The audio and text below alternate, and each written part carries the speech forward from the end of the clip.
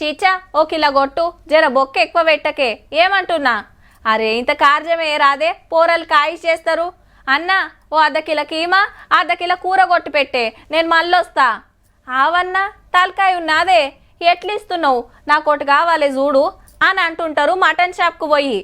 ఇక హోటల్కు పోతే మటన్ బిర్యానీయో చికెన్ కబాబో ఆర్డర్ ఇచ్చి మంచిగా తిని ఇంత సోంపు బుక్ వస్తాం. కానీ అది ఏడుకెళ్ళొచ్చింది, ఎన్నది, ఎట్లున్నది అనే ముచ్చట్నే పట్టించుకోం. ఏమో గీసొంటి దిగిన అంటగట్టొచ్చురు మరి.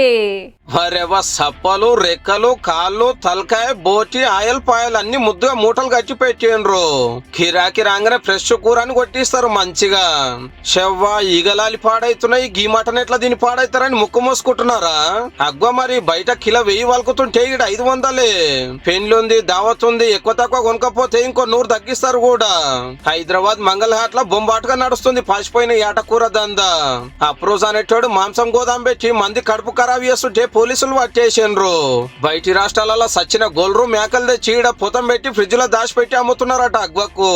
ఢిల్లీ సైడ్ నుంచి, హర్యానా, యూపీ, మహారాష్ట్ర సైడ్ నుంచి కూడా ఇక్కడ స్టాక్ వస్తుంది. సగం రేట్ కే సప్లై అయిన వరకు హోటళ్లకు, ఫంక్షన్ హాళ్లకు, పెళ్లిలు, పేరంటాలకు కొనుక్కపోతురట. 14 టన్నులంటే 14,000 కేజీల ఖరాబ్ అయిన మాంసం దొరకబట్టిండ్రు.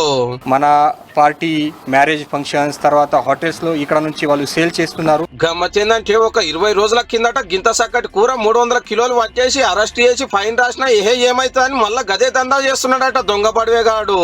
వార్నింగ్ ఇచ్చిపోయారు ఫుడ్ వాళ్ళు, అయినా ఆయన అట్లాగే ప్రవర్తించిండనేసి. ఈ గెట్టు చూడండి, 35 కిలోల కుల్లిన మాంసము పరిగిలా దొరకబట్టిండ్రు ఈ షాప్ లా.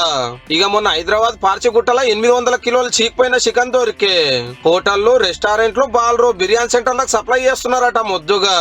అది కూడా కిలో 20-25 రూపాయలే. బయట 300కు మీద ఉండే ఏటకూరనో కోడి కూరనో తింటే పెయ్యికి తాకత్తు అంటారు. మీరేంద్ర నాయన కడుపులు ఖరాబ్ చేసి దవాఖాన్ల పాలు చేసే కథ ఏ వార్తీరే.